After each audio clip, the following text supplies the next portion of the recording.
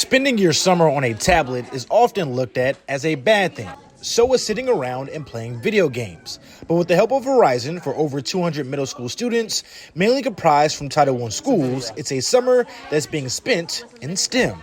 It's something that I think will give them a step ahead in life, and not just in the actual content that they learn, but also in the skills that they're gaining here. Just being able to have something to do in the summer for free. It is our goal to provide this opportunity to as many people as possible. And the parents has been really excited. They say every day their kids come home and tell them about something amazing that they've done. And the students have done a lot, from building and flying drones to computer coding to science labs and more. This is definitely the stuff that got me deeper into robotics. I always saw it as kind of stuff as like, oh, I'll be able to play with it, but I'll never be able to actually get into it.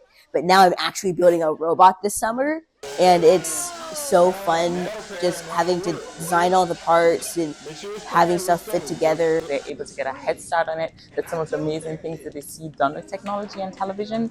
It's not just television. They can get started on their career right now. They also got started on their Tiger experience, as the 3-week camp allows students to envision life on the TSU campus. My grandfather graduated here a couple weeks ago.